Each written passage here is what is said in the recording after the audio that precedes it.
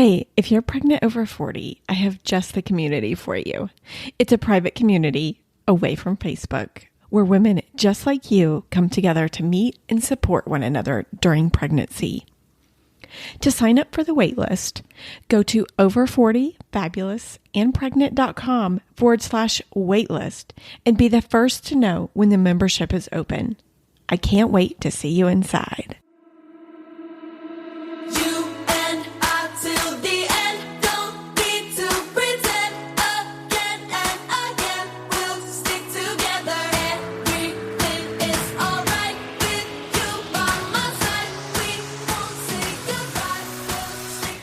Welcome to Over 40, Fabulous and Pregnant. I am your host, Jamie Massey, and you're listening to episode 62. If you are looking for pregnancy stories of women over 40, you've come to the right place. And today on the show, we have Gayle on from London to share her pregnancy journey at 42 and 45.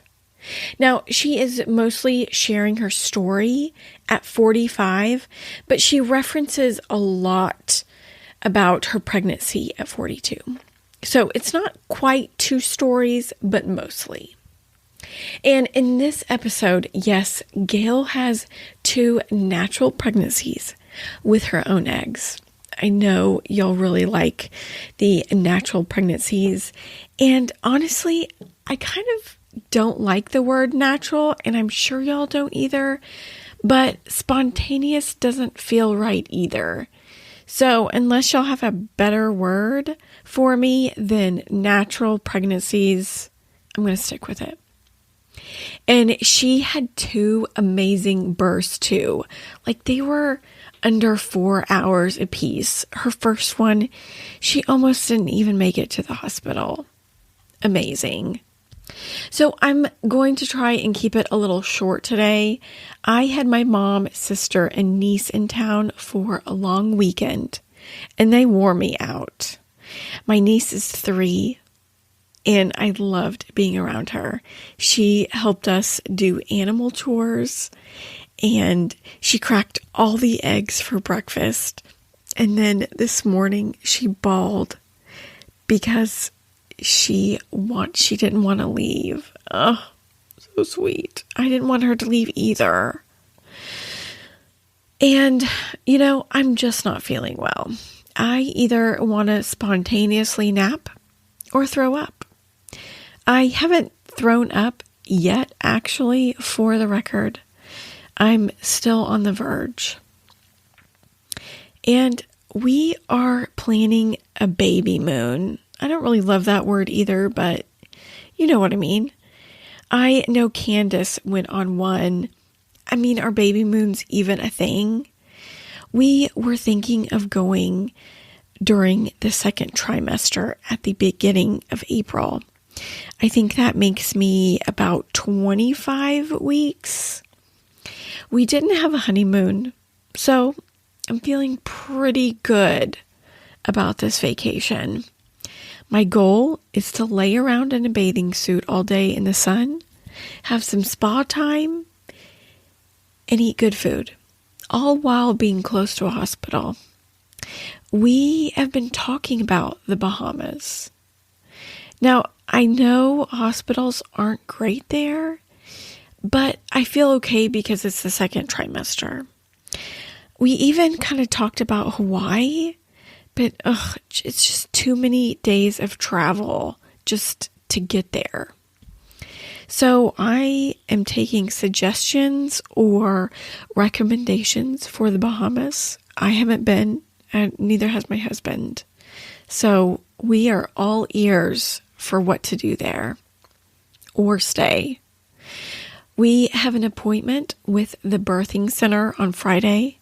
So I want to run everything by them before we even book anything. But anywho, let's get on with the show. Gayle, welcome to the show. Oh, thank you so much for having me. It's so nice to be here and to be able to chat and share my story. Yes, Gayle is joining us today. She was pregnant at 42 and 45.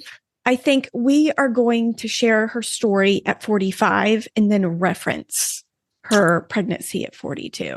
Before we get started with your story, Gayle, will you tell us a little bit about yourself?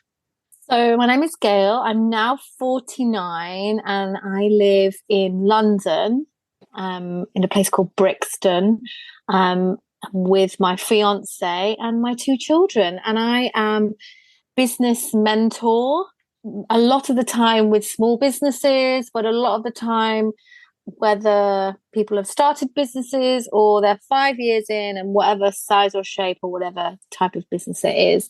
And I specialize in female founders and I help them with all business matters, but also with their confidence and, the imposter syndrome and just all things making them fabulous, basically. Lovely. So take us back. You had your daughter. Yes. Were you preparing and planning to have a second?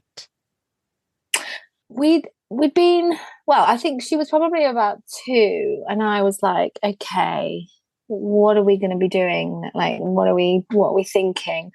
And I am from a family of four kids, and my other half is also from, he's one of 5. So, we were both from big families, and I always wanted a sibling because I have a really close bond with my siblings, and I have that family unit, and I was like, I just couldn't imagine an only child. I just felt like it wasn't for our story, if you know what I mean. And so we'd started chatting and thinking about it. I'd always definitely wanted another. I think Dean was just my other half is called Dean, getting his head around it, really, about having another one. But yeah, he was definitely up for it if I could, because I think it's, this is the time to say that my other half is 9 years younger than me. Oh, I love that. Yeah. So I'm an original cougar. We've been together for almost 17 years. I was definitely ready for the kids and stuff before him. Mm-hmm. He was a bit behind, but, I had to wait for him to catch up a bit. Did you track your ovulation and any of that stuff to help you get pregnant? I think at first I didn't because with daughter Roxy, I hadn't really tracked it. I think I'd just gone into the we're just going to have sex a lot type mode. And that's what we did. And that's what we did when I was pregnant the first time. We were like, right, let's just go back for it. Let's just go. This is what happened the first time. We're going to go and just have sex at all times. I think I'd got to the stage when I was getting pregnant with Roxy that I was like, literally, we're going to have sex every night, even if you don't like me. Even if we've had an argument, you know what I mean? We're still gonna be having sex tonight. And it was sort of working. I didn't feel like we were in sort of a panic or a rush or anything. And then there's so many conflicting things, isn't it, going on in your head when you're trying to get pregnant, because you're like, I don't want to just be rushing and trying. You don't want to put too much pressure on it, because then it doesn't become a fun thing to do, does it? You're like, come on, we have to do this. And also you want to talk about it. You don't want to talk about it all the time. You don't want it to have to take over your lives. You want to be relaxed and be like, oh, if it happens, it happens, blah, blah, blah. You try, that's what you try. But also in your head, you are also saying, oh my God, we need to get this. We need to get going. We need to get going. I'm getting older. And, also I don't want a massive gap between, my first and second if it happens, and all these things going on in your head. But you're trying to be like, it's like a swan, isn't it? You're like, oh, I'm gonna be fine, I'm gonna be zen.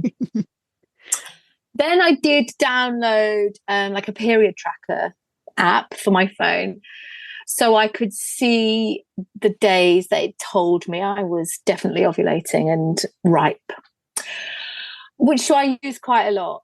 So I was like, right, okay, now we can see. And then I think sometimes in your head, you're like, oh, when you start looking at that tracker, you're like, well, listen, we've only really got And I remember saying to Dean, I went, listen, I know, like, oh, we're going to have, if we have sex every night. But look, according to this, it's almost like you've got 7 days a month or something. Like, it's actually a very short period of time, isn't it? Officially. I mean, officially, I believe it can happen at any time. But if you start looking at those apps, it's like, this is the time. And I'm like, if we don't do it now, if you're out, if you've gone out for the night and I'm busy the next night, we've missed 2 nights, that's a whole other month gone. Mm-hmm. So then you start thinking, okay, let's just do it all the time. Then we start going back to the method of having sex every night method. And then I think we sort of had a break a little bit. Maybe not a break, we just relaxed. Actually sort of took the pedal off a bit. We probably took the pedal off. And it wasn't happening. So I decided that I was going to bite the bullet and go to the doctor, because I was like, we can't just keep going at this and it not working if it's not possible anymore. I need to know, I need to have the knowledge and the power. But that scared me, obviously, because again, it's information you want to know and don't want to know at the same time. Definitely. I was like, there came to a point where I had to know. So I went to the doctor. Here in London, it's just my regular GP.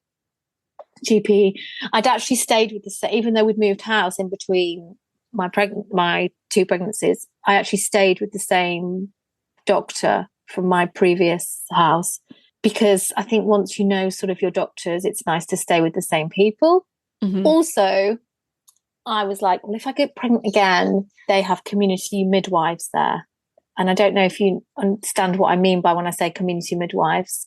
It means that in certain places all across the UK, certain areas have what you call community midwives. And it literally depends on where you live. It isn't like, oh, that's a really like posh area or a poor area. It's literally wherever you live, in whatever doctors you're associated with or council you're associated with.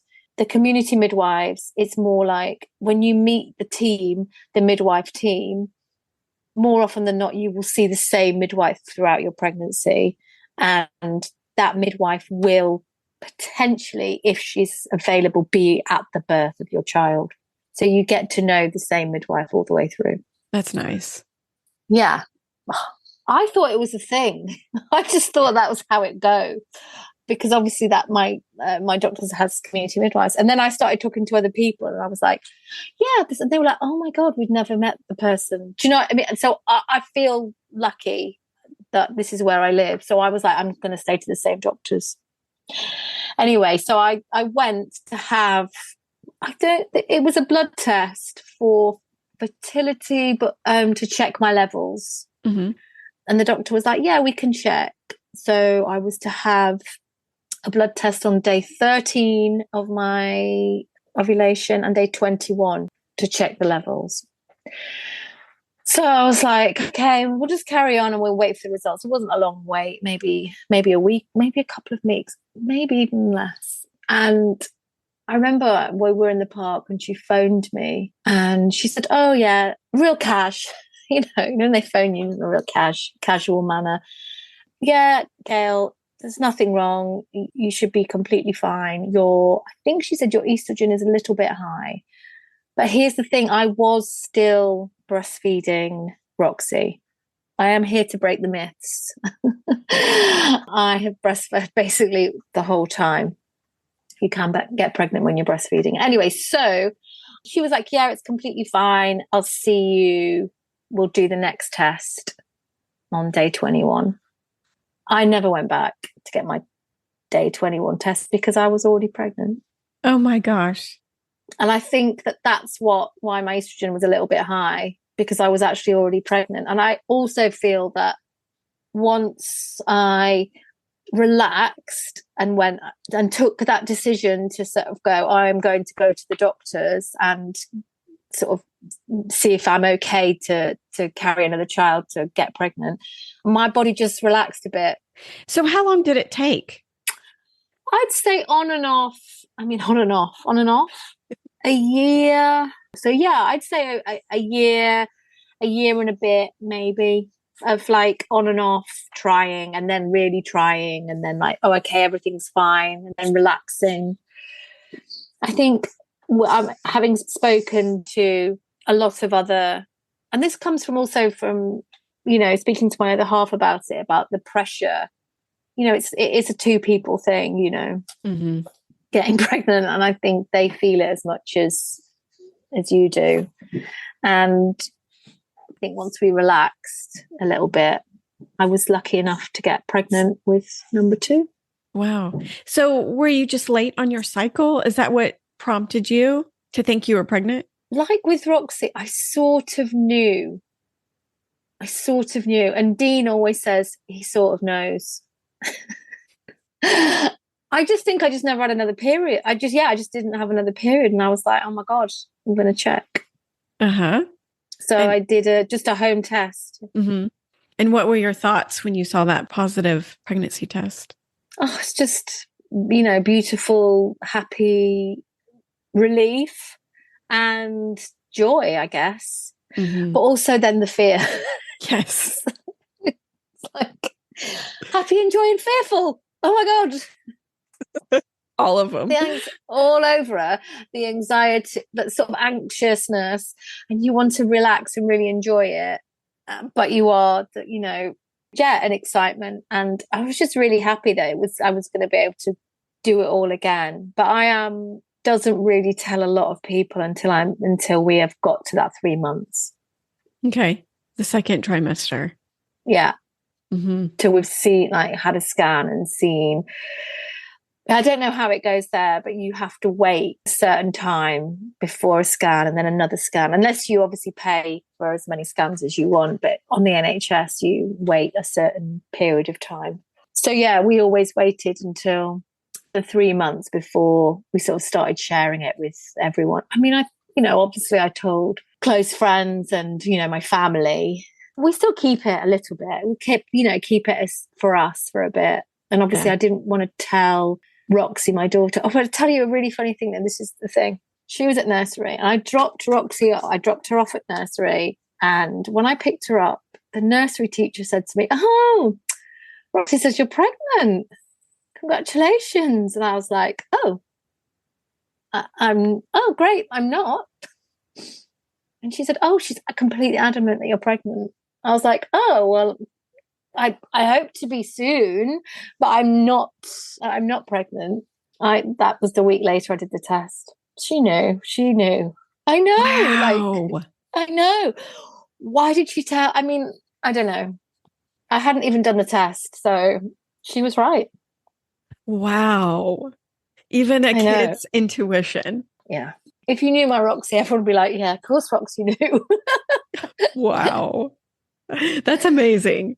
Oh, I was like, and also I'd entered a competition to win like a Mother's Day competition, you know, like a bundle for some nice products and some clothing for when you're pregnant. And I'd entered and I won, and I gave it the whole prize, which was quite a really like decent, like go to a shop, buy some pregnancy outfits, some lotions, and, you know, like a really nice gift. The Sunday, it was Mothering Sunday, and I said to my friend, "Oh, here." She was about 4 or 5 months pregnant at the time, maybe a bit more, and I gave the prize to her. Oh, how fun! I didn't know, and then, you know, 48 hours later, I knew I was pregnant, and she was like, "Oh my God!" I'm like, "Of course you're keeping it. You're keeping it." And to this day, she enters competitions for me. Like, I'm going to win it back one day. One day I'm going to get you a prize. Trying to pay you back for that. Yes. She's like, sweet. Oh my God. Yeah. That's sweet. Well, tell us, how was the pregnancy? It was, you know, it was fine. It was great. I actually really enjoy being pregnant.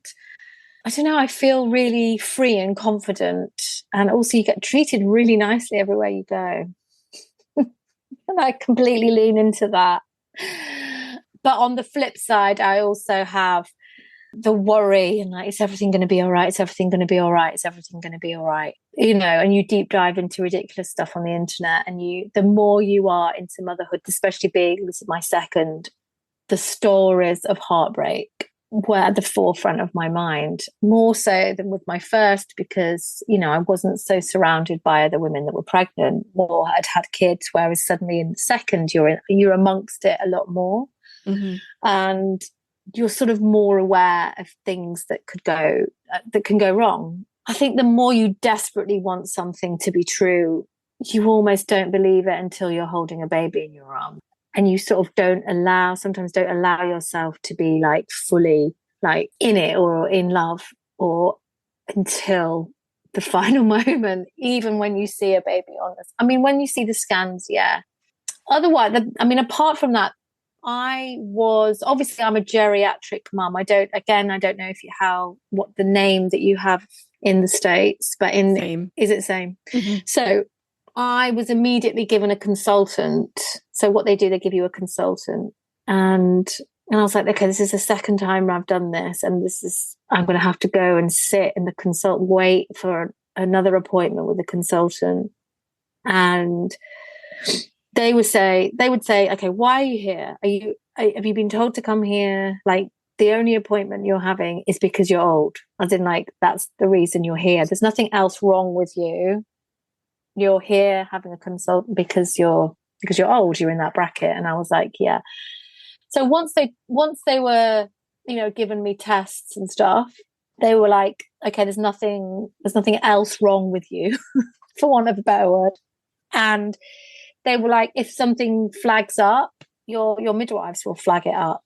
So you don't need to come to another appointment unless your midwives tell you that you should. Good. But I do feel like, although the term is somewhat derogatory mm-hmm. and completely unnecessary, I feel like there just needs another word for it, because it's almost like on your notes, they're like, it's giving them an extra reason to check on you. And I'm like, if I'm here for all the checks, check away, because I want to make sure that this baby is here and safe. Although I'm not here I don't love the actual term, I do believe it does sort of make them check you a bit more. And I'm sure women that are my age need those consultancy appointments, those extra appointments, to make sure everything's okay. Mm-hmm. I mean, I had probably maybe only once I had to go in for when the midwife can't hear the heartbeat with her little stethoscope thing, and they're like, you need to I can hear, but it's faint, you need to check, deciding where the baby was lying, if it's lying behind your placenta or something. But they need it to be like on a machine rather than doctors. You have to go to the hospital. But I bet that was worrisome. Yeah, and I was like, I'll just walk to the tube and then get the tube. Sometimes, you do those crazy things like, why didn't I get a cab? Why should I get a taxi? Yeah. I don't know. It's just like, oh, I'm okay. And I remember coming out of the cab and coming out of the tube station and seeing someone I hadn't seen for ages, and like arriving in their arm, like, oh my God, oh, and started bawling as I met them. Yeah. But again, had a lovely hug, went to the hospital, and they looked at me as if to say, everything's fine here. Like, and you're like, oh God, okay. I just had a nice worry for an hour and a half. And then they're like, okay, pop you on the machine, and they check and you have to sit on the machine. Mm-hmm. I think it's for an hour to check your blood pressure, the heart rate, everything. Mm-hmm. Mm-hmm. And what the hospital thinks and what your doctors think, it can be slightly different. Mm-hmm. And I understand they're very busy, and there's women there literally having. I'm lying in one cubicle, and there's a woman next to me in the next cubicle, the curtain along, and the doctor just went, "You're having the baby now," like literally, like, and her husband was there, and I think two or three of her, I think at least two other kids were with her, and she was so calm and relaxed, and I was like, I'm going to be channeling this. Yeah. This other woman. I was like, yes, you just let's be zen. So did she have the baby right then? No, they sort of wheeled them in. This is the main. It wasn't like there wasn't women having babies around me. They took her into like the ward or a birthing room or something. But yeah, they were like, "Let's move you now." Like she wasn't even like moaning or anything. Wow, that's impressive. I know. About finding out the gender, did you do that during pregnancy? We hadn't for my first. We hadn't found out. No, we wanted a surprise. Well, like, let's have a surprise. There's not a lot of things you get that it's going to be a complete surprise.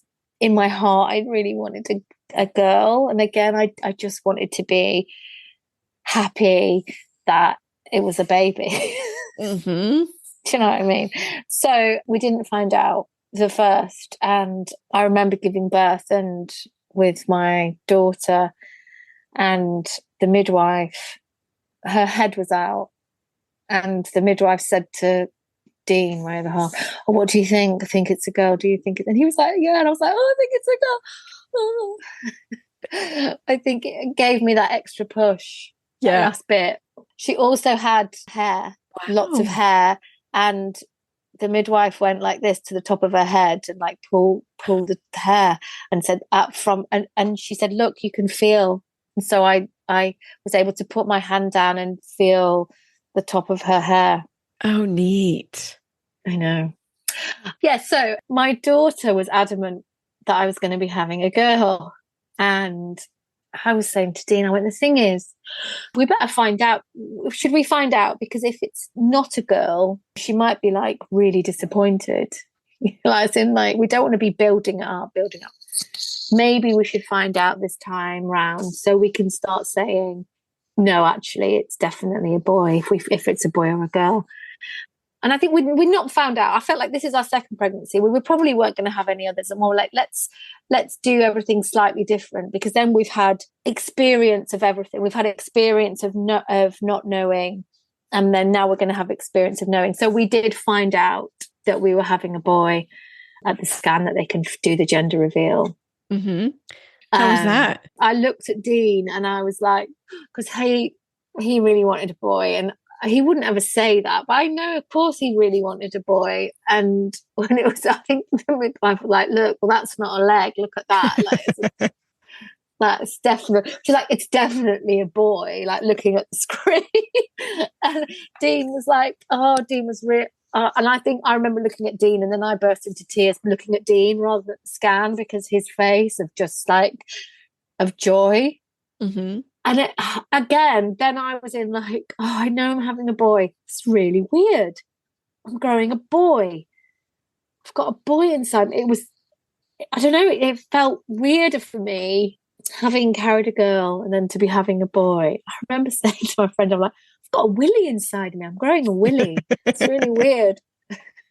And she was like, looking at me. But yeah, and I don't want to say I was disappointed, but I was like, if I'm only going to be able to have 2 kids, I was like, do I want another girl so they're really close and they have each other and they're like sisters? Because, I'm really close to my sisters. I love my brother too, if you're listening. But I was really like, do I want my daughter to have that really close sister bond? And if I'm only going to have one of the, one of the baby, do I want another girl? So I did have that feeling as well. So it was a weird feeling finding out that I was having a boy. But I mean, I soon came around to it. And it was fine. It's not like I was disappointed. It was just loads of mixed feelings and mixed emotions. And then suddenly I was excited about it, excited about it in a whole new way, because again, it was going to be completely different and everything was going to be different and new, rather than sort of doing the same again. It was all going to be different again. So yeah, it was so nice. And then and one of my best friends, her and her brother get on, our best friends. And I was like, oh, they're going to be like that. It's going to be fine. There's lots of brothers and sisters that get on really well. Yeah. So tell us, which way do you prefer, finding out or a surprise? Oh, I don't know. I think that it's quite nice. Okay, so when we found out, we didn't tell anyone. We kept it to us. Oh, okay. So again, it was a secret for us to have. We obviously told Roxy in a way as if to say, no, we know it's a boy, Roxy. It's definitely a boy. And she was like, oh, okay. She sort of got it. I said, well, look, this picture, can you see where it says it's a boy? It's definitely a boy in Mummy's tummy. But then we thought, oh, she's just going to go around telling everyone it's a boy. But she didn't. And then we didn't really tell anyone. I think I probably slipped up slightly a couple of times. I slipped up massively, like the week after on my family WhatsApp group. And I was like, delete. I'd made some comment about my nephew. I was like, oh, you're not going to be the only boy. I was like, what am I doing? Like, because there's only girls and there's him. What are you doing? And I deleted it. And then I didn't delete it for everyone. You know, you just delete it for yourself. I was like, I did it too quickly. So, you know, my little sister was like, obviously this is a boy. But it's like everyone else in the family just forgot. They didn't even realize it. They just didn't really register. I was like, no. And then my son was like, was this a massive hint? No. I just meant he's the boy in the family. I was like, yeah. But yeah, so we didn't tell anyone. I told a couple of really close friends that I was going to be spending a lot of time with. You know what I mean? Like some work, a couple of work people, because I would just naturally slip up. But yeah, we didn't really tell lots of other people. Then we had to think of a boy's name, and that was a good job. I feel like it's a good job we needed all the time in the world, because it felt 10 times harder. Uh-huh. And what about products? Was there anything that helped you through pregnancy that you could recommend? I wanted to recommend the things of getting pregnant and then things that I continue to take. So we are also all told to make sure that we take folic acid. But my friend who lived in another country at the time, she was like, yeah, but when you get folic acid over the counter here, or like the normal stuff, it's only 5 milligrams. And she said, make sure you get it in a higher dosage. So I did. Did it help me? Maybe it did, but I'm here for all the things that may have helped me and may not have helped me. Mm-hmm. So yeah, I took folic acid at, I think at 10 milligrams rather than 5. Mm-hmm. It's like the higher percentage. Also, there's something called coenzyme Q10. Mm-hmm. And again, never mentioned no one, well, in a normal GP scenario, not mentioned. And my friend who lives in another country had said that her doctor had told her to take that, and I started taking that. How does that work for you guys? Is that how it's there? Are you told to take folic acid?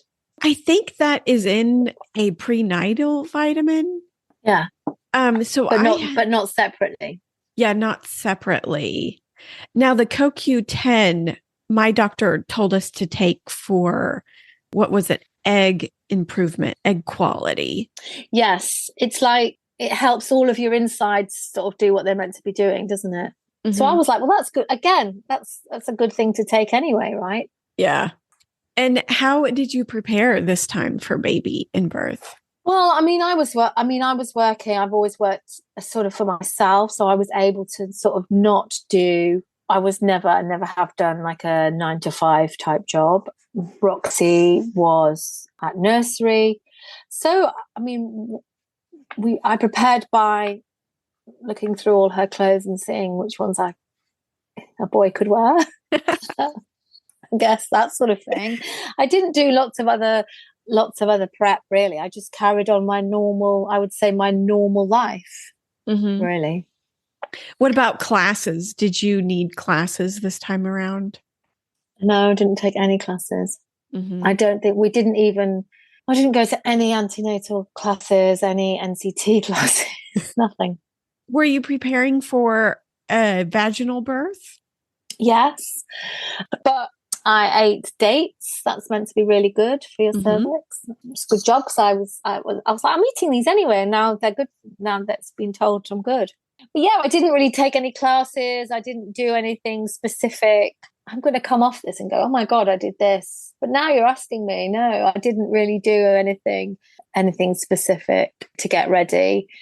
Roxy, my daughter, was super quick when I gave birth to her. Mm-hmm. How quick? So under 4 hours. Oh my gosh, that is quick. So yeah. See what I was saying about me channeling the other lady before. Yeah, when I told my friends that story about how quick Roxy was, they're like, "I'm going to be channeling you, Gayle." When I tell the story of Roxy's birth, everyone always says, "Oh my God, that's amazing. I'm going to think about that when I'm having my baby." I know we were talking about my second, but do you want me to tell you about Roxy's birth quickly as well? Yeah, sure. She was really quick. I was over the due date by about 2 or 3 days, and I'd had a sweep. And later on, the midwife that was not the one giving me the sweep, but the one that was later in the room at the same time, like behind the curtain, she said to me like a week later, I knew you were ready because your sweep was like, oh, there's a cervix there. Like literally, she said when the other midwife had spoken, she was like, I knew it. I could hear that, like, it just went really easily. I didn't really have any pain. And she was like, oh, she could really feel like baby was literally like there. And then sort of 24 hours later, I'd made a phone call to the midwife and left a message on her answering machine going, hi, nothing's happened, but I just wanted to ask you about a form that you said you would fill in. So when I see you the next time, will you bring it? That was the message I left on her answering machine. I remember Dean and I we'd walked up to the pub and there was a football match on and we'd gone to eat some food and then we walked. And when I say walk back, I mean, I was like, proper waddling up the street really slowly. And he was doing that thing where he was like, come on, like 10 paces. And I was like, literally like waddling. And we got back and then I was sitting on the sofa and then I was like, you know what? Someone's bought me some magazines. I think people have bought me some magazines. And I literally took two, listen, when people say, oh, well, buy magazines, rest up, put your feet up, have a sleep. And I lay on the bed and like literally turn the page. I was like, oh, what's that? And I had a little feeling like I needed the toilet. So I got up from the bed and I walked through and I walked into the kitchen and I said to Dean, should we have those ice creams that we got? And we sang, just one cornetto, give it to me, blah, blah.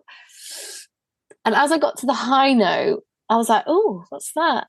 And I went to the toilet and my mucus plug came.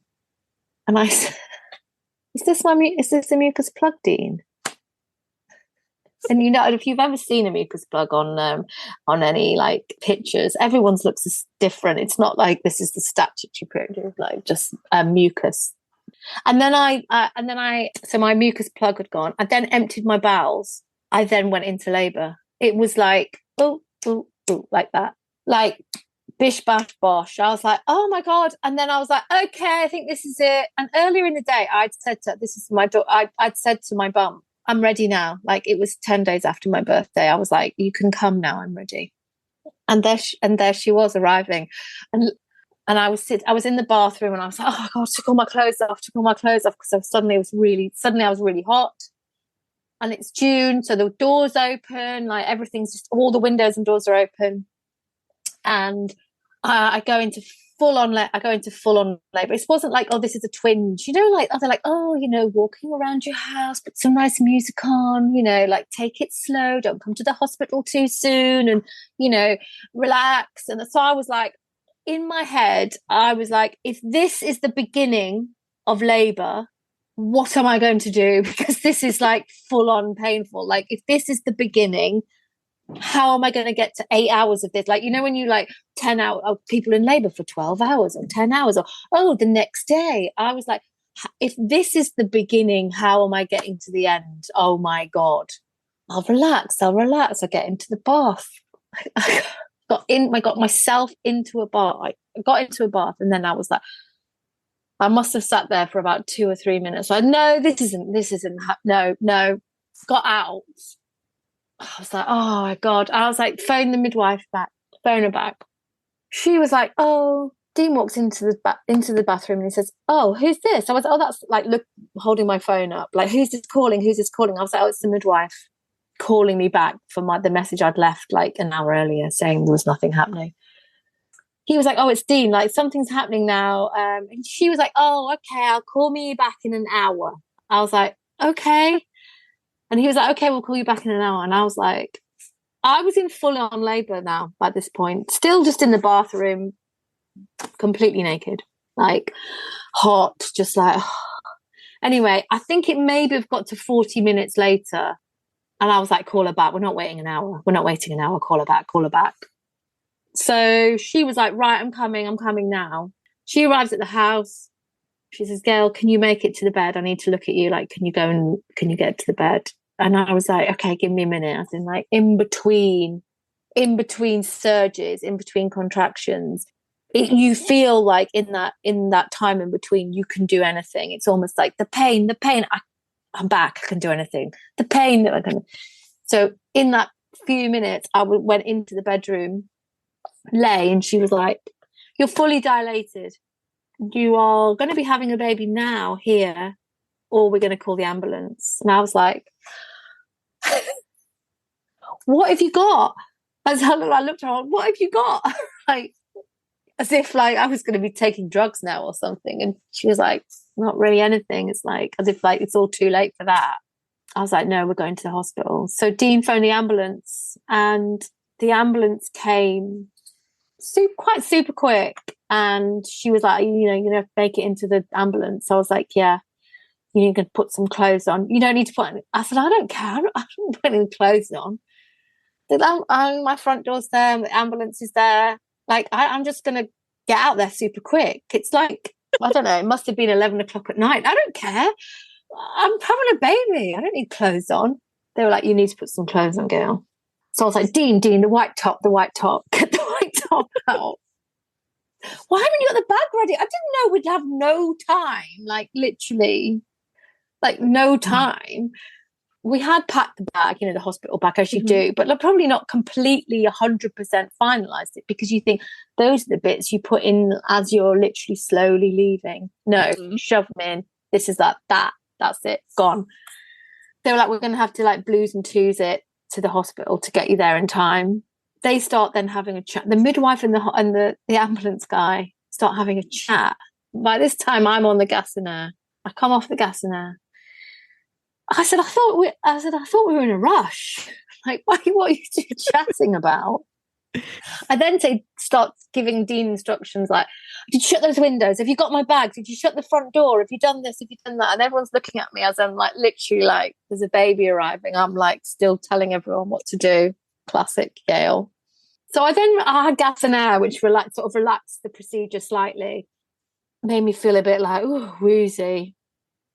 And then I think through gas and air, you sort of lose your memory a little bit. So this is the next bit I remember is going into, or being on a trolley and being taken into a lift to take me up to the labour ward. And in my head, I remember going, thanks people, like other people letting me in the lift. You know what I mean? I remember like going, thanks, like probably looking like with my legs akimbo, just a white vest up on, and like they'd give me a red towel, and like an ambulance red towel to cover me, which we still have. They let me keep it. It's just very nice. Oh, funny. And then literally I think maybe we went into the room, which is a home from home. They call it a home from home room in the hospital. So it is literally like, it's quite a large room with a bed and a sofa, no medical stuff around it. And I literally there was me and Dean and the midwife and that's it. And Roxy arrived maybe, I like to think, I feel like it was maybe 40 minutes later, maybe less. Wow. So no time for anything. Apart from the gas and air that was in the ambulance, I didn't have anything else because it made me feel a bit sick. But yeah, and then that's it. I pushed really hard. Now, how come you didn't want to have the baby at home? Because I just didn't want anything to go wrong. And I wanted to be in the place that if anything went wrong, we were right in a hospital. We weren't then waiting for an ambulance. We weren't then, I was just hedging all the bets going, well, I want to be in a safe place. I don't want to be like having a baby on my bed, for instance, like on the bed, because that's what the midwife had said. She'd said, oh, should we put a towel down? I was like, just a towel, that's that. You know, it just felt really like there's no preparation for this. Like just my normal bath towel, which was hanging on the door. Do you know what I mean? I was like, we hadn't prepared for it because I just wanted to be in the safest place possible. Mm-hmm. And for me, that was at the hospital. The hospital that we're at, which is St Thomas's in London, and has an amazing labour ward, has various rooms where you would call home from home. So if you were to have a baby, a vaginal birth, in the sort of the way where you won't need any medical supervision, mm-hmm. is on sort of on one corridor, and then the other corridor is where all the the specialist stuff is for if you need help. So you can start in the home, and they were like, oh yeah, you can go into the home from home. So I was lucky that we could stay in there. There's a sofa, like a pull-out sofa bed that Dean can stay / pass out on over there. Yeah, and then we stayed there for the next 4 because she was born really, really late in the evening. So just into the next day. It was almost like we hadn't had a full night, so we were then going to stay the following night. And having had a baby at the hospital, it almost like, and everything went well, you then are able to relax, but in a safe environment where you're like, this is our first baby, we don't know how everything's going to go. If you were at home, I do feel like I would have probably been up making a cup of tea. I would have been up making a cup of tea, not like being bought a cup of tea. Obviously, Dean would have waited on me hand and foot, but I wanted us to be able to be sort of in a relaxed environment and not be like, oh, I'll just, because I don't know if about, I can't just go and make a cup of tea. I'll be like, oh, I'll just wipe the surface down, or I'll just do this at the same time. And suddenly I've just had a baby and I'm sort of doing something else at the same time.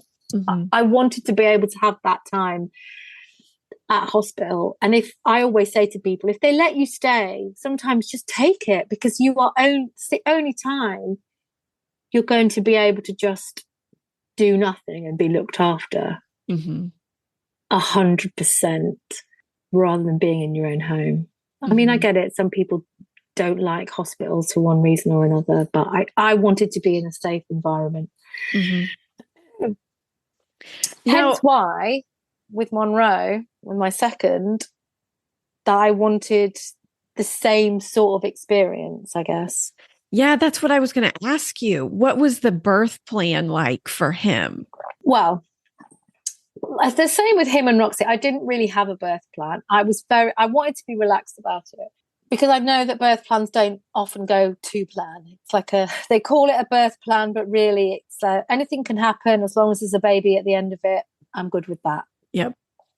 So that was my plan. I was like, whatever happens and however they are earthside in a healthy way, that's good for me. So and that's what I say. I'm like, I wasn't overly planned. I didn't want it in a certain way. So because they knew Roxy was so fast, this is what we had to plan for. Because once your first is fast, the second is probably going to be fast as well. Mm-hmm.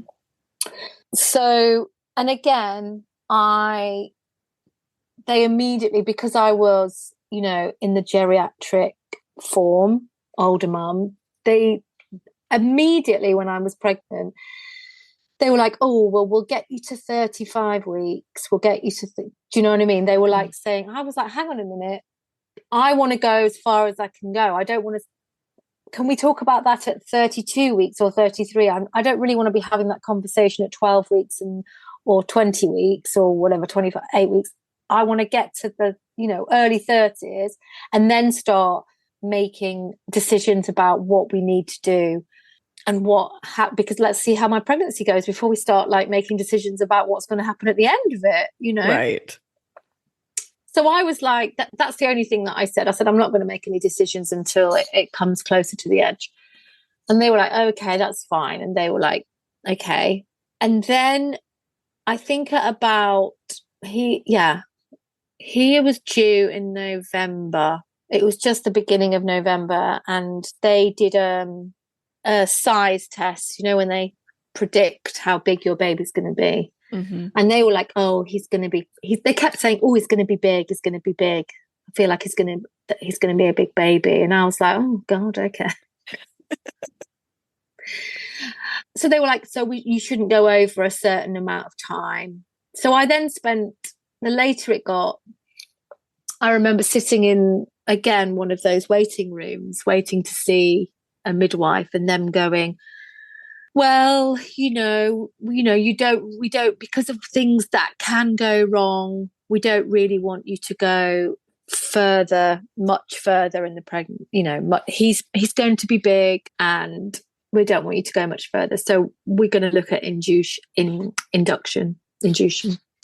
And I was like, okay, I didn't really want to do it. But again, I am of the ilk, I wanted everything to be okay and safe.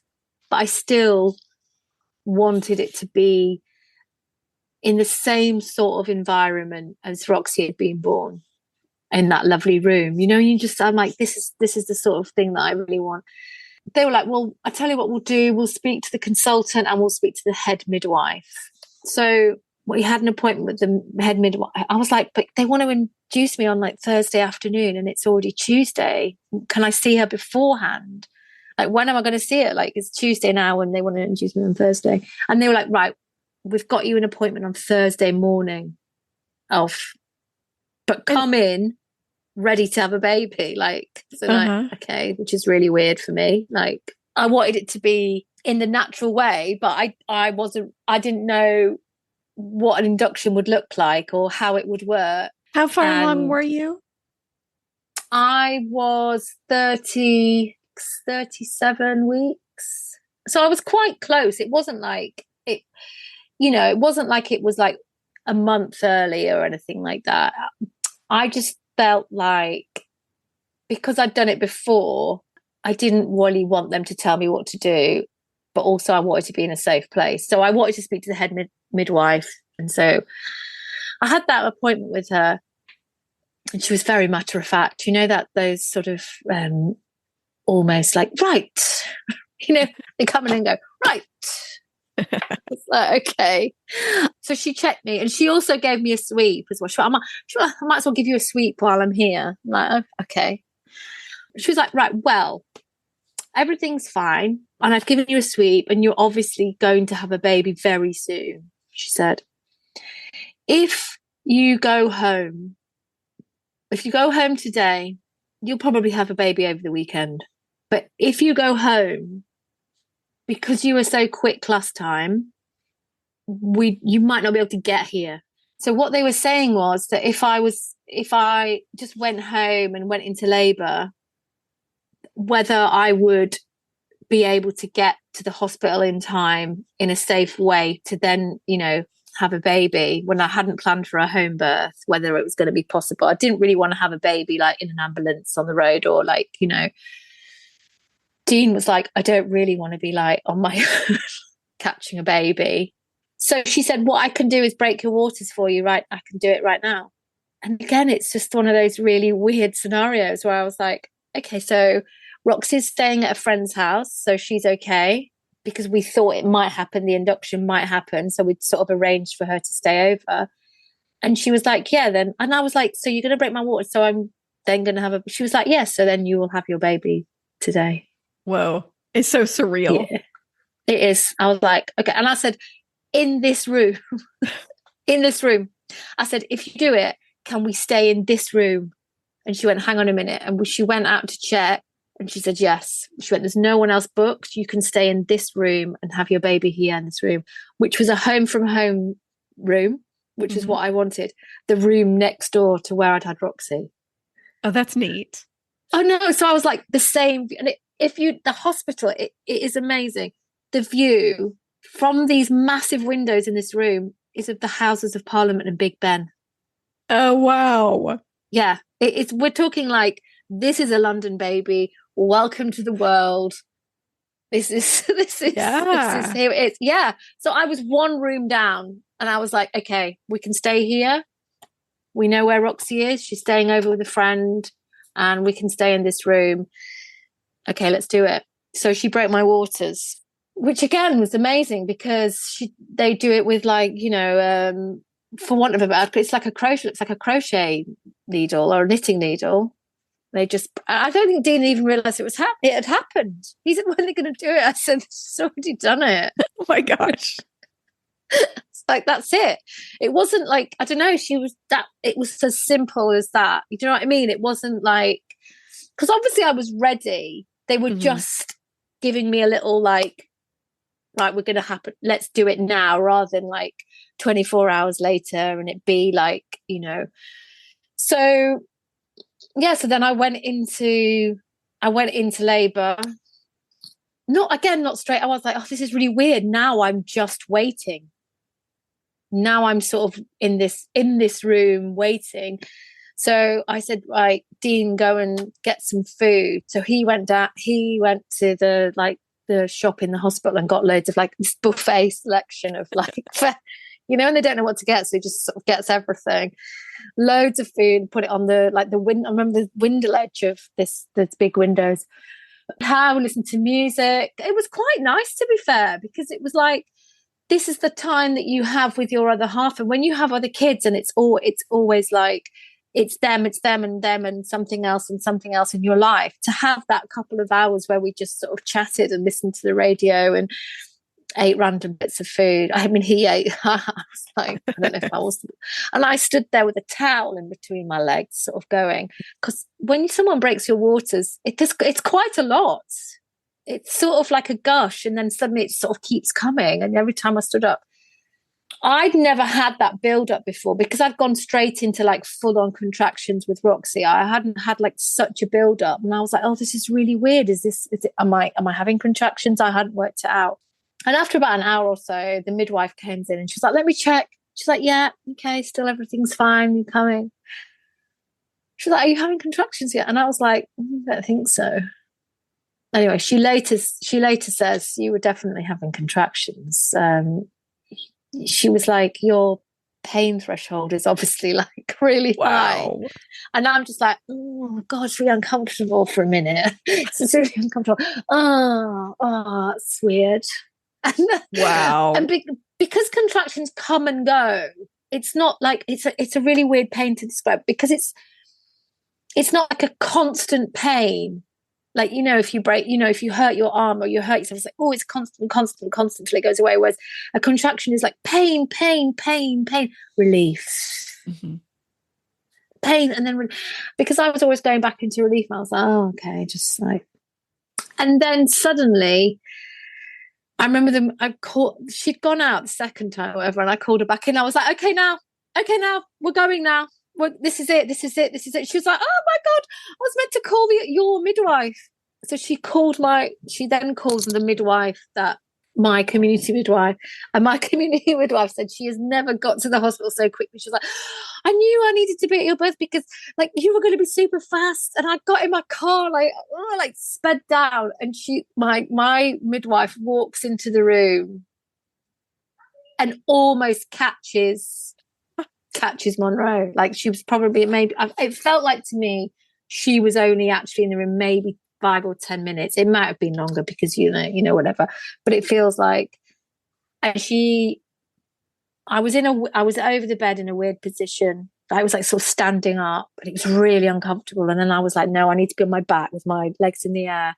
And she was like, slow down. I was like, there's no slowing down. Like this baby is arriving. And she was like, whoa!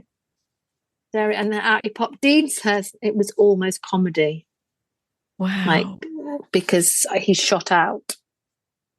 So that, in a way, I'm glad they sort of made me make that decision to have him there on that day, because there's no way I would have wanted that even quicker on my own, like with Dean. Yeah. What do you think causes you to have your baby so quickly? I don't know. I mean, I do have a high pain threshold, and maybe I'm sort of having contractions beforehand. But I have really have no idea. I have no idea because it's not, I don't really have it in. I don't think my mum has four, and a couple of us were quick. Do you know what I mean? It wasn't like, but no one warned me. No one in my family said, "Oh, we all have our babies quick." It was never talked about. So I have really no idea. I mean, I ate loads of those dates to have a really soft cervix. Mm-hmm. Wow, that's really impressive. So how long did this one take? It felt like a few hours. Again, it was a few hours, maybe. Wow, that's amazing. Well, it's amazing. How was your recovery? The recovery with Monroe, so I had him sort of like at 8:00 in the evening. And so we went home the following afternoon. Yeah, the following afternoon. And we like to sort of, we say here about staying in the love bubble as long as possible. It's almost like not going out, not having everyone round all the time, and not having visitors, just being in your just you and your family for as long as possible. So that's what we did, and we stayed. Yeah, I mean, I just hung out. And also I think because it was November, it is, it's getting dark. It's a lot easier to stay inside and just snuggle down and be cozy and like watch TV and lie in bed. So my recovery from the actual birth was quite I would say was great. I was fine. I didn't really have any pain for me, the birthing of the placenta after the birth is just as painful as the birth. Maybe because I'm more aware of it and there wasn't a baby and there was like, they sort of had push it out.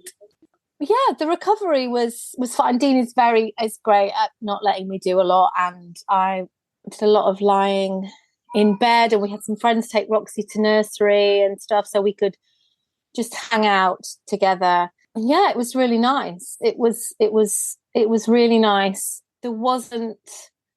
I didn't feel anything worse, even though being older than I was with Roxy, it didn't feel like, oh, it took a longer time or anything like that. And I also think that once you don't really when you have your first, you can do that sort of lounging around a lot more, lean into that as much as you possibly can. When you have a second, but you have a smaller child, you still have to sort of be attentive to them. So you don't get to do it as much as you would with your first child. It was a lot of sort of all lounging around on the sofa together, which was really lovely. Yeah. And tell us, how was breastfeeding? Because you have an amazing story. Yeah, I was completely lucky. I understand I am very lucky that with both of my children, they latched on straight away. Like we're talking like straight out of me and onto my boob. Yes, they both latched on. That doesn't mean that they almost. I want to say that the baby has to sort of learn how to do it, and you have to learn how to do it as well. Even if they go for the boob straight away, which they sort of almost instinctively do, which is also a weird phenomenon. They can sort of just appear and they'll be like, right, there's the boob and I want to be on it. I didn't have any problems with Roxy whatsoever. I mean, all the midwives would come round and would show the technique. And I remember we'd be, looking for the babies, a little underneath their chin to be moving and going. So with Roxy, it was fine. Monroe, the only thing I would say is, and I kept breastfeeding. What I haven't said is that I kept breastfeeding Roxy until she was 3. So I got pregnant with Monroe when I was still breastfeeding. And when I say breastfeeding at 3, I don't mean like, full every day all the time like you do when they're young. But, in the evening, during the night, the putting them to bed, to comfort them, it's a power, it's a tool. I mean, breastfeed, if you can, to be able to breastfeed for as long as possible, it it gives you a power that you are able to sort of comfort them, immediately. So I know that I'm completely blessed that I'm able to do that. I was able to do that for so long. And then she sort of, I would say, just naturally stopped. And I was pregnant with Monroe. And then Monroe, again, latched on perfectly normal. And then I would say about when he was about three or so weeks, he got reflux, silent reflux, which is awful, and it's just an awful thing. And silent reflux is where they don't sick up, they're not sick, because if you get reflux, you're like, oh, they're sticking up everything, He would bring it up and then swallow it back down. And you can imagine, if you've had reflux yourself, how awful that must be, because you're not getting rid of that horrible, that taste or that feeling of that sort of acid burn or whatever you get when you've got that indigestion and stuff, the reflux you get. But yeah, he wasn't. And also it's silent because he's not really crying. He just looked really sad. Oh. He looked real, and I was like, oh God, he looks really sad. I'm meant to be comforting him. And I feel like I'm not comforting him because he looks really sad. So what'd you do? For ages. Well, so I did everything that I possibly could. You feed them and again, it takes away that, oh, I'm just going to nurse them for ages and they're going to relax. And you can't do that. You nurse them for a little bit, and then you sort of have to take them off your boob and lift them up. So you could only have a little bit of milk at a time, and then you take them off and put them up over your shoulders so they're upright, which is awful because you can't relax into nursing, but also you need to feed them, but also it's then painful for them because they need to eat, but also they get the reflux from it. And when they're really little, you can't really do much. There's not a lot of drugs that are going to work. What you're doing is soothing them, and I'm soothing them with lights, with music, with literally holding him. There's lots of pictures of him. He would be asleep. I was lying asleep up, and he would lie on my chest or on my face. There's loads of pictures of her. He's literally on my face, lying on my face. So he's so upright. There's also a little mattress thing that you can get that lifts their mattress up, so he's always at a tilt. There's the seat that they can sit in that keeps them in that sort of sit up position rather than lying down. Anything, you will do anything and try every little trick that you ever hear or read or ask loads of people. Luckily, when I had him, it was November 2019, so 3 months. I had 3 months out before we went into lockdown, first lockdown here of COVID. So I was lucky enough to have that sort of month with him, and then have a couple of months, sort of January and February, sort of out and about, being able to speak to other mothers and get any advice that I possibly could of what I could do to help him and help myself, and what would work. And everyone would, he will grow out of it. He'll grow out of it. Oh, I also completely gave up dairy. I gave up dairy because apparently that's meant to help. So no milk and cheese and stuff for me. Yeah, that's hard.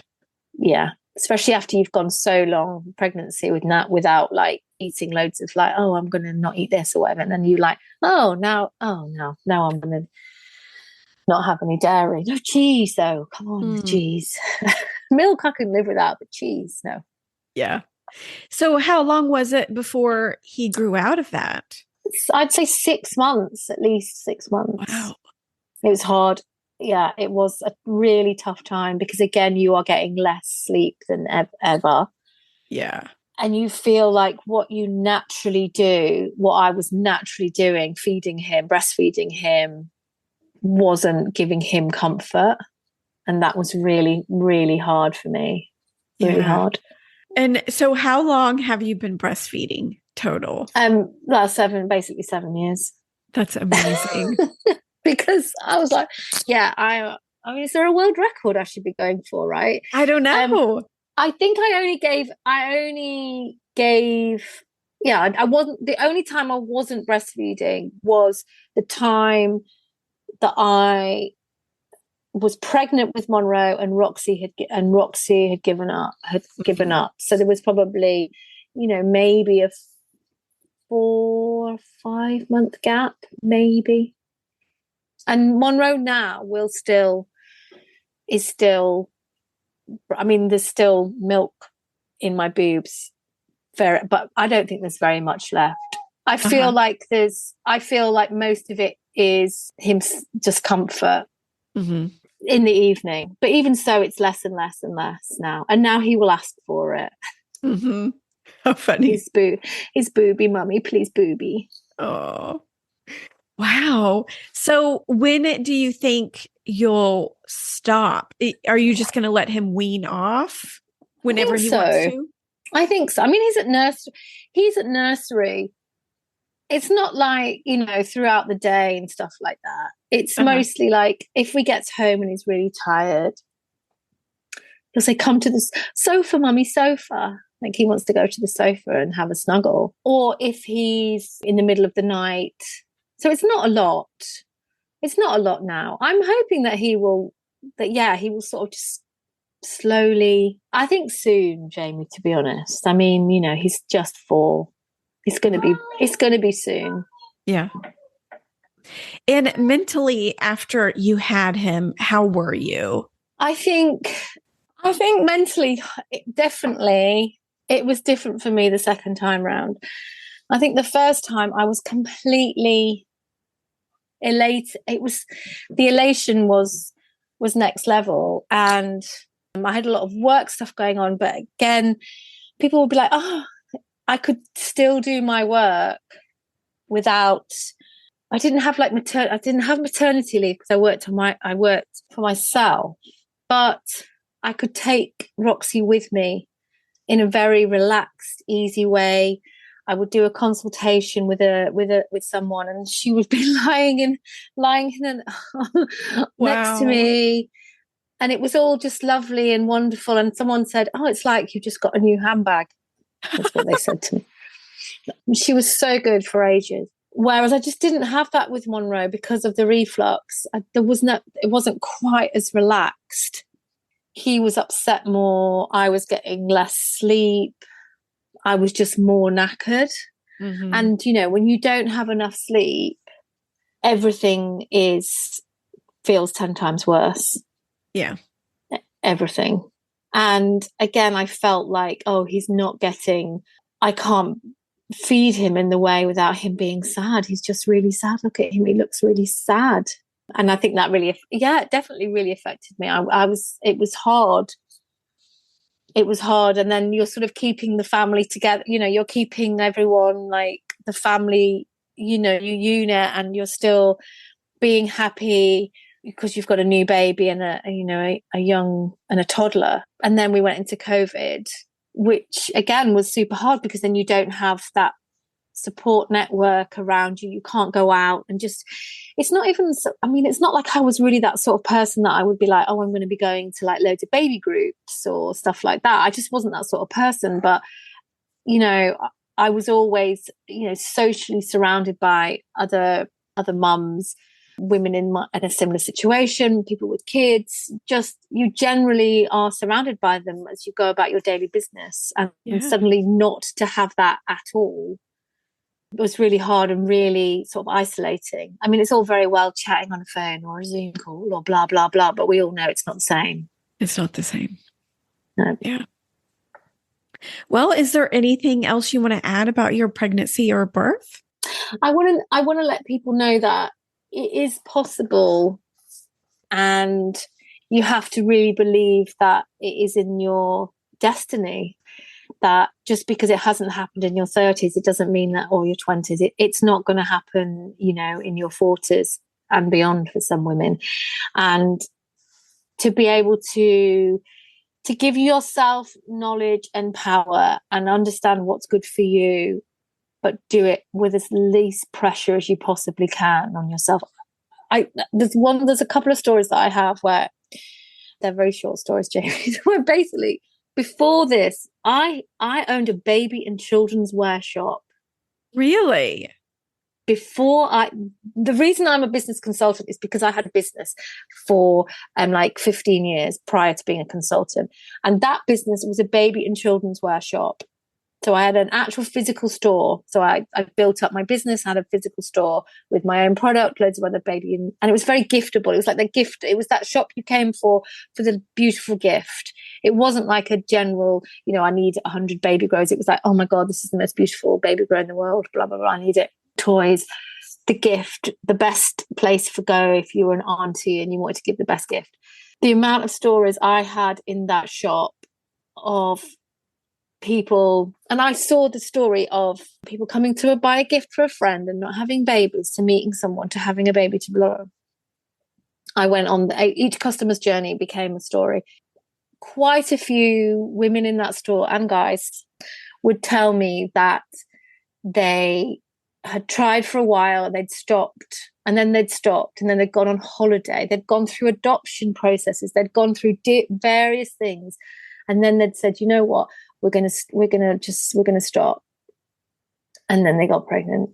Wow, I love those. And that, honestly, there was so many of them, and therefore that's why I'm always like to take that sort of pressure off and always talking about it. Always, you have to be able to sort of live and relax and go, we're going to try our best. We're going to have a lot of sex, and we're going to, hope and pray that it happens without it taking over our whole being. Because I think sometimes the stress cannot help. Yeah, definitely. I know that I am totally blessed to be able to have had these two children, to be able to have breastfed. But it was my time. This was my time. It was my time, and it has worked amazingly well for me, and I'm truly lucky. And do you have plans to have more kids in your 40s? No, I think that we are done. If you'd asked me that question, when I was maybe in my 30s, I would maybe have had more kids. But I'm tired now. I'm really tired. And I don't think it's not necessarily the getting pregnant and the having the baby and looking after little babies. It's suddenly the next stage of parenting is really hard work. Because you might not get good sleepers. And also mentally for you and your relationship, and how with your other half, and also with your children, you have to make sure that you're going to be able to, I don't know, that when you parent a slightly older child, when you're parenting when they get older, it's a whole new level of parenting. I think when they're a baby, you're like, I need to make sure these kids are alive, that I'm going to feed them, I'm going to love them, I'm going to feed them. And that's what you need to do. And they get a bit older and start having questions and opinions, and like, this is where the parenting begins, where you really have to be like, oh my God, we have to make life decisions for these people as well, for these kids. And like, it's everything that goes with it is really tiring as you get old. I mean, at any age, but as I have to, I'm 7 months off 50. So I'm nearly 50. I just think that if I had another baby and then ask me in 3 years, and then I'd still be doing a toddler year, the toddlers, the bending down, the constant picking up everyone else's rubbish off the floor, that people don't tell you about, like, oh my God, when you're weaning and like there's food everywhere and how much you have to clean. You are going to be cleaning for the rest of your life. No one tells you the cleaning. So there's all of that goes hand in hand with like having more babies and more children. I think it's the whole thing. It's not just the physical. Would I be able to get pregnant and have another baby? If it was just that, maybe I'd be like, oh my God, yes, maybe. but if it was, but because I know that everything else that it then entails, it two is the magic number for us. Perfect. Now, I know a lot of people talk about age and doing the math, and a lot of people mentioning that other people are judging them and saying, well, when you're this old, but your daughter asked that question. Tell us about that. She did ask that question. She asked it last night. It's not the first time she's mentioned it. She talks about my age a lot. And works it out.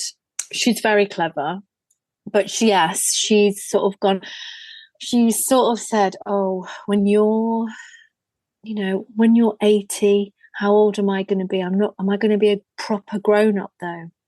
I think she's worried that she will still be a child, and I will be really old, like a grandma old and be dying. And also, I understand. I think there's parents at her school that are young enough to be my kids. Mm-hmm. One of her friends' mums, is 30. I could be her mum.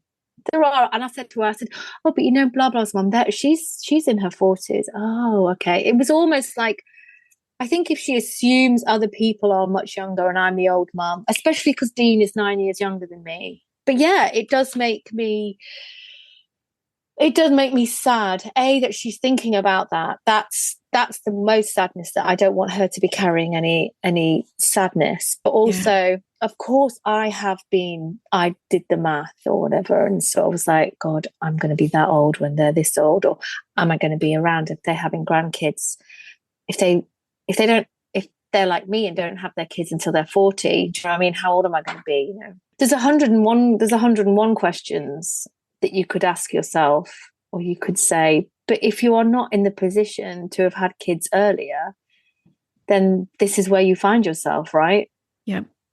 It was never going to stop me having them. Mm-hmm. And I'm a really young 49. That's right. I'm a really young 49.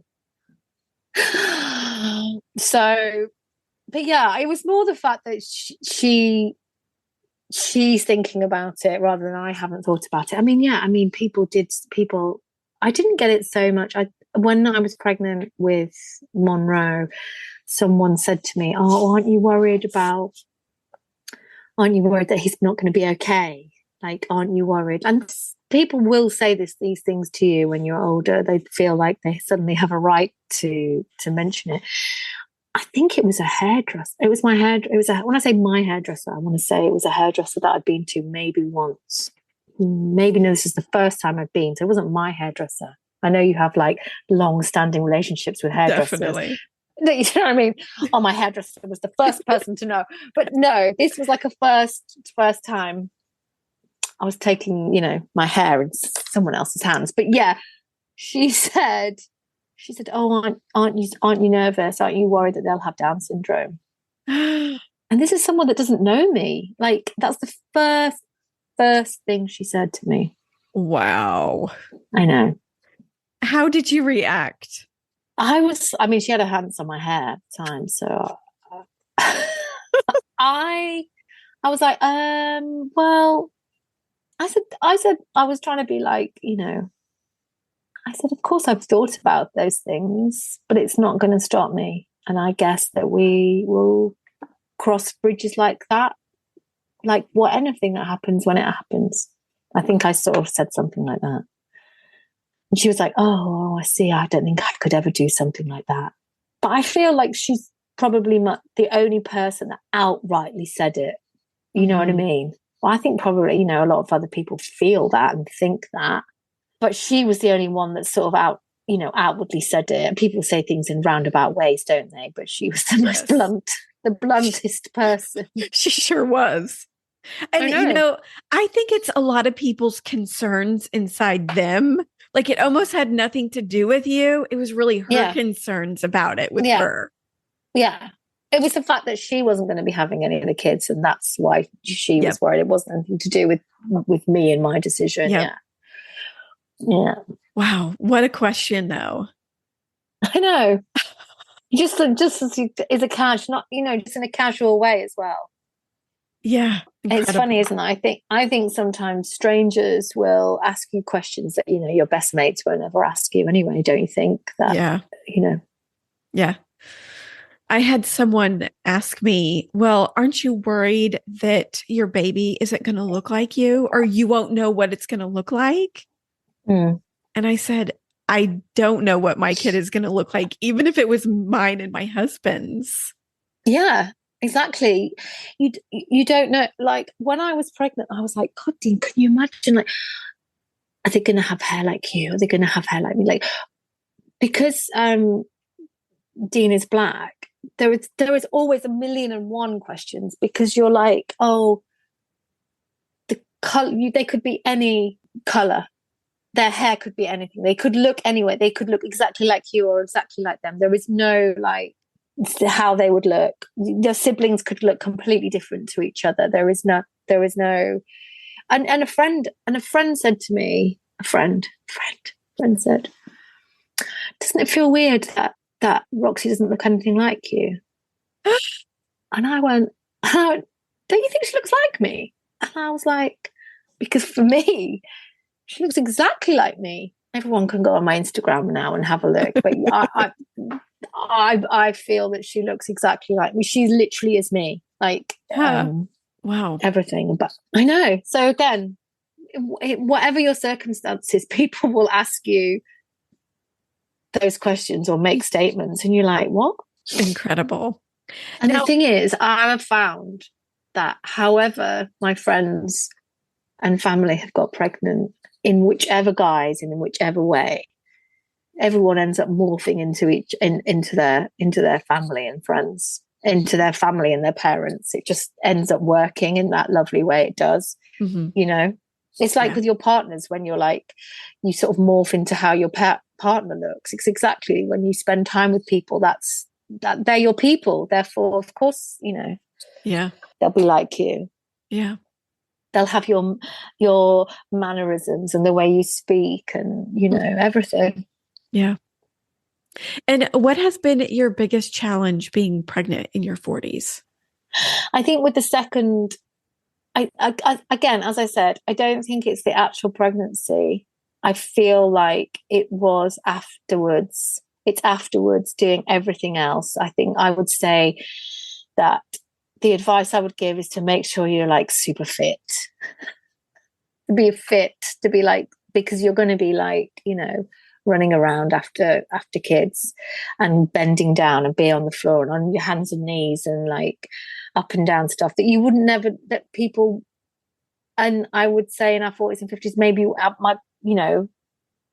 my mum who had her kids, in her early 30s, late 20s, early 30s, by the time, she got to 50, she was looking after teenagers in a completely different way. It's mentally, but it's not in the same physical way as it is that you look after, kids, where you're picking them up and like carrying them and like bending down at them, like at the moment, potty training Monroe, who does not want to be bending over and like wiping their asses. But actually being pregnant, I didn't find it hard at all. It didn't make any difference to me. This is how I was. This is all I knew. So that for me, that I was like, I didn't get diabetes. I didn't have to stay in bed extra longer. There was nothing that I was experiencing that my younger friends who had some Dean's friends, a lot of his girlfriends are obviously like him. They're like 10 years younger. So they were having they've had kids at a similar time to me. And, I didn't experience anything different to them, even though I was 10 years older. That's great. It hasn't made any difference. Good. Is there anything you'd recommend that would help prepare someone for pregnancy and birth? I would recommend, for actually getting pregnant, again, I would take the folic acid at the higher milligram. I would take the coenzyme 10. I would look at foods and that you could eat that were meant to help with giving birth. I would recommend maybe looking into hypnobirthing. Oh, I didn't strictly do hypnobirthing, but I have in fact, a couple of my friends one of my friends is a hypnobirth teacher. And you don't necessarily have to do hypnobirthing, but if you are if you are open to things going a certain way, but knowing that it's like your birth, your way, your pregnancy, your way, it's going to be different to everyone else's. It's not, there isn't a textbook for it. There isn't like, oh, it's going to go like this, this, this, this, and this. If you are relaxed in the way, my goal is to have my baby earthside safe and well and happy, then how it gets there, I'm relaxed and easy about it. I don't want to be like overstressed or feeling about, oh, it has to go a certain way. I have to have a vaginal birth, or otherwise I failed. If it's a C-section, it doesn't matter. That's your experience. That's how your baby arrived, and that's okay. And they're healthy, and tears, it's not going to matter. No one's going to be asking you later on. I think it's really weird that everyone focuses on that, like around, oh, what type of birth did you have? But actually, later on, it doesn't really matter, does it? Doesn't really matter at all how your baby arrived.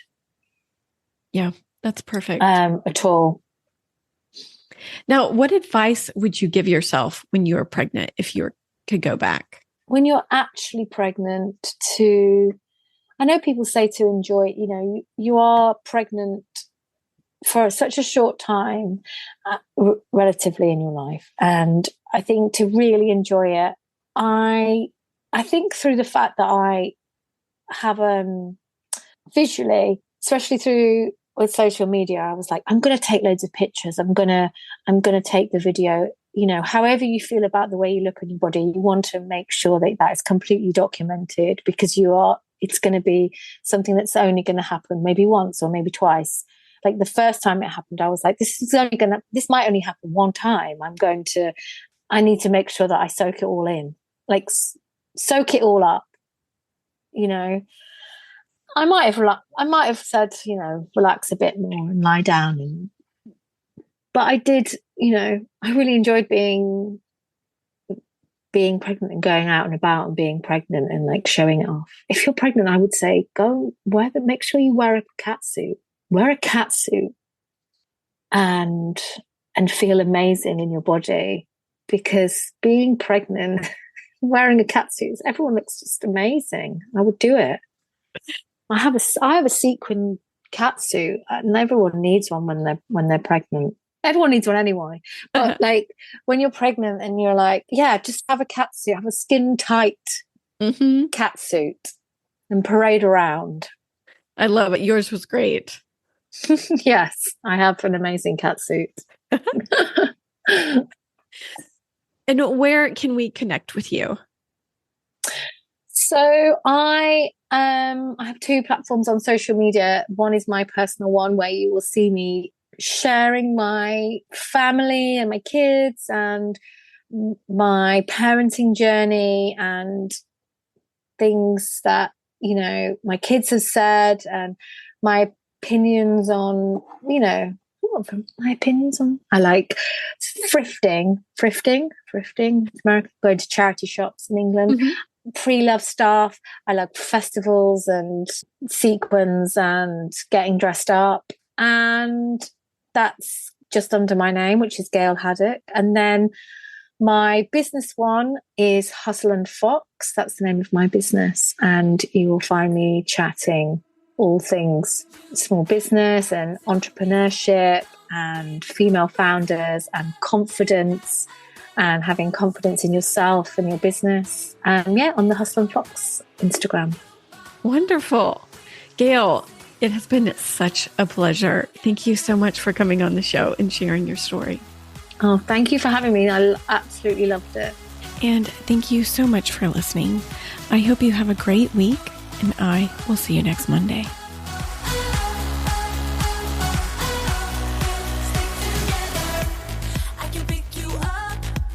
When you're heading down, when it all just sucks.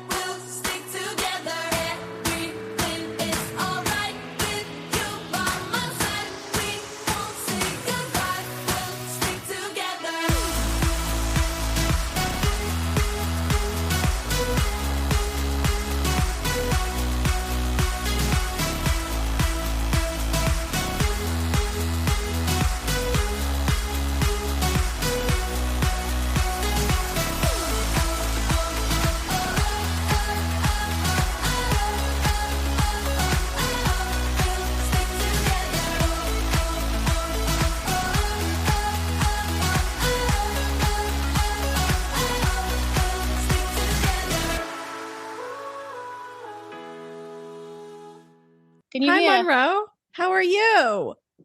Good. Good. Are you